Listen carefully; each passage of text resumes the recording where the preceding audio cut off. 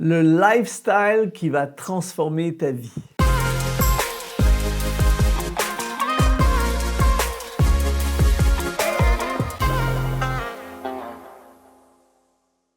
Bonjour, ici Luc du Monde Exponentiel. Merci d'être là. Aujourd'hui, on parle de transformation de vie. L'une des choses que j'ai découvert, c'est qu'il est possible de transformer notre vie. Et aujourd'hui, c'est ma prière pour toi. C'est mon désir et je vais tout déployer dans cette direction pour que tu puisses vivre la transformation que Dieu a prévue pour toi afin que tu deviennes la personne qu'il a toujours voulu que tu sois. Dans cet état d'esprit, je t'offre également une masterclass tout à fait gratuite. Comment réussir ta vie et être heureux. Tu vas dans le lien qui apparaît dans la description de cette vidéo, juste après avoir regardé cette vidéo, et tu pourras accéder à cette masterclass. La question qu'on me pose souvent, c'est est-ce possible de changer de vie? Peut-être qu'en ce moment, alors que tu regardes ce message, tu as l'impression de tourner en rond. Peut-être que tu veux changer de vie. Peut-être que tu as l'impression de ne pas progresser. Et ne t'inquiète pas, plein de gens traversent ça. J'ai déjà vécu cette expérience dans ma vie. Mais la bonne nouvelle, c'est qu'il est possible d'établir un lifestyle, un style de vie qui va permettre une transformation de notre vie. Alors, on va regarder ensemble des éléments pour ensemble transformer notre vie. D'ailleurs, écris dans le commentaire si tu as envie de changer de vie, si ça te parle déjà en commençant. N'hésite pas à écrire dans les commentaires. Je lis tous les commentaires et j'aime avoir une connexion avec toi et savoir ce qui se passe dans ta vie. Alors, premièrement, vis la vie que Dieu veut pour toi. Si tu veux avoir un lifestyle de transformation, c'est vis la vie que Dieu veut pour toi. Il y a un passage formidable dans le livre des Actes au chapitre 9 et au verset 15, lorsque le Saul de Tarse vient d'avoir un face-à-face avec Jésus. Et là, le Seigneur va parler à un homme qui s'appelle Ananias et il va énoncer son cœur, son désir.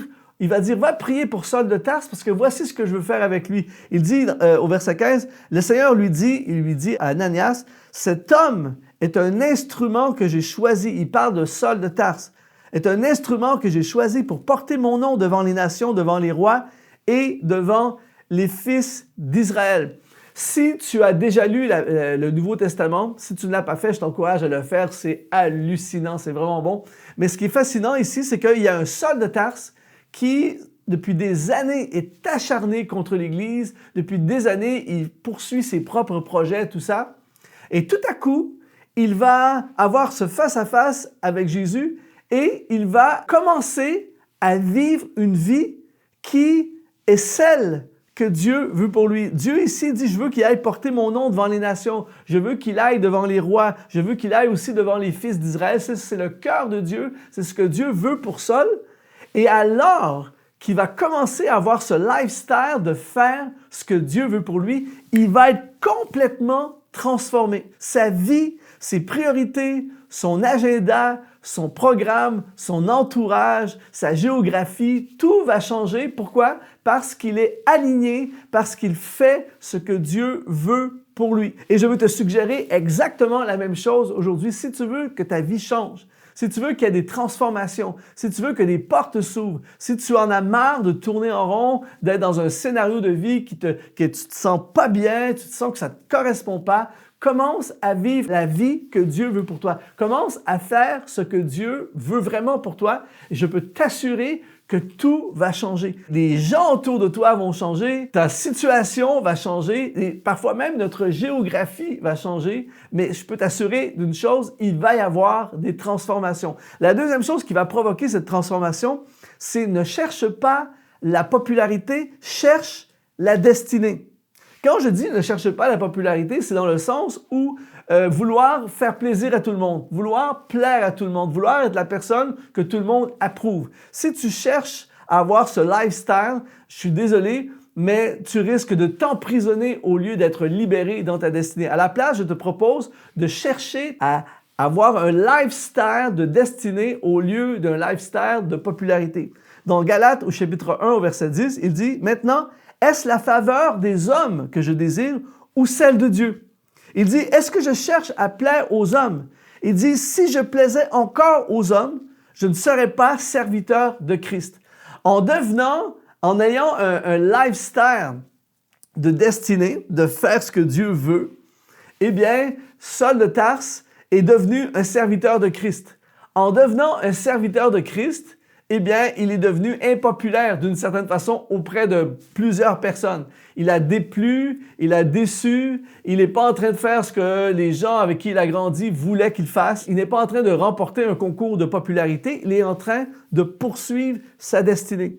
Et c'est pour ça aujourd'hui que je t'interroge sur ton lifestyle, sur le mien également. Est-ce que j'ai un lifestyle en ce moment qui cherche à avoir l'approbation de mes collègues de travail, l'approbation de ma famille, l'approbation de mon entourage? Je veux être populaire. Je fais des posts sur les réseaux sociaux pour plaire à tout le monde, pour être approuvé. Ou bien, je suis en train de faire ce que ma destinée m'appelle à faire.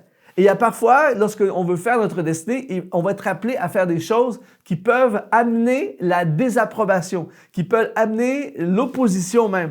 Est-ce que tu t'empêches aujourd'hui de faire des études à cause des pressions de ton entourage? Est-ce que tu t'empêches de faire les bonnes études? Parce que peut-être que tu es aux études, mais c'est pas ça que tu aurais voulu faire. C'est pas ça que ta destinée t'appelle à faire. C'est ce que tes parents veulent pour toi ou c'est ce que les pressions sociales veulent pour toi. Est-ce que tu es en train de poursuivre le projet que Dieu a mis dans ton cœur ou est-ce que tu le freines à cause d'un désir de plaire à tout le monde? Il y a des gens qui s'empêchent de chanter, il y a des gens qui s'empêchent de prêcher, il y a des gens qui s'empêchent de changer de carrière, il y a des gens qui s'empêchent de lancer leur business, il y a des gens qui s'empêchent de se lancer dans le ministère parce qu'ils ne veulent pas déplaire, parce qu'ils veulent être populaires. Mais le lifestyle qui amène la transformation et qui t'amène dans la vie que Dieu a pour toi, c'est un lifestyle qui dit « Je suis prêt à renoncer à, entre guillemets, la popularité, l'approbation des gens pour être dans ma destinée. » La troisième chose